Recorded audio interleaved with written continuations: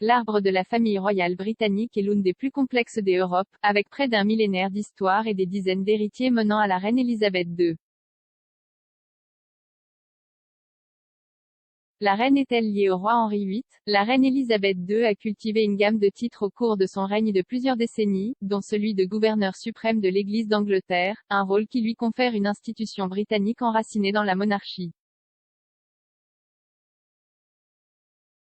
Le monarque Tudor, le roi Henri VIII, qui était l'un des dirigeants les plus infâmes du pays, a fondé l'Église.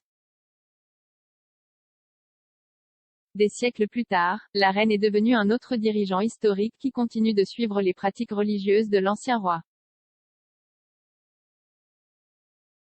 La reine Elisabeth II était apparentée au roi Henri VIII. La reine est un autre monarque devenu célèbre, ayant passé le plus longtemps sur le trône de tous les autres. Son homonyme suit la reine Elisabeth I, souveraine de l'Angleterre élisabéthaine qui a présidé le siècle des Lumières et le passage britannique dans ce qui deviendrait finalement les États-Unis. Cependant, il n'y a pas de relation directe entre les deux reines célèbres, comme le suggère le surnom de cette dernière reine, elle n'avait pas d'enfant. Bien qu'il n'y ait pas de ligne directe entre les deux, la famille royale moderne a un lien lointain avec les Tudors. Ils doivent leur existence à la reine Marguerite d'Écosse, grand-mère de Marie, reine d'Écosse, et sœur du roi Henri VIII. Écrivant sur le site de questions et réponses Quora, Robert Stedall, auteur de livres sur l'histoire des Tudors et de l'Irlande, a expliqué comment la reine écossaise s'intègre dans la famille Windsor.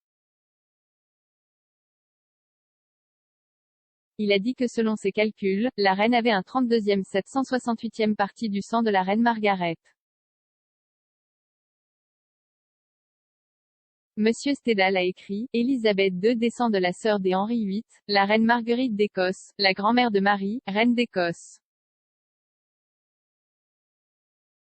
Le fils de Marie, Jacques Ier d'Angleterre avait une fille, Élisabeth la reine d'Hiver qui épousa Frédéric V, l'électeur palatin.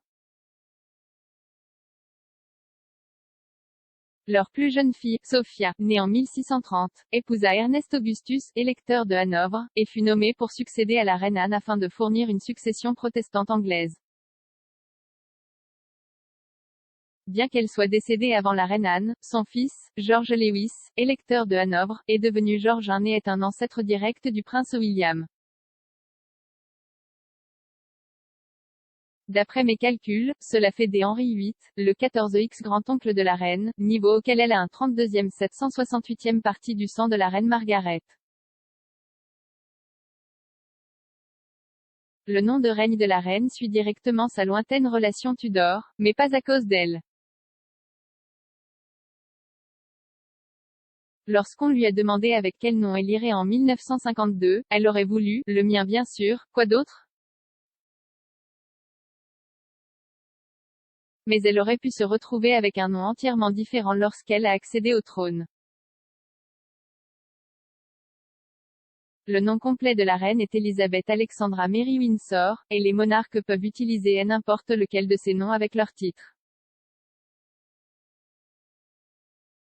Les rois et les reines l'ont fait dans le passé, notamment l'oncle de la reine, Édouard VIII.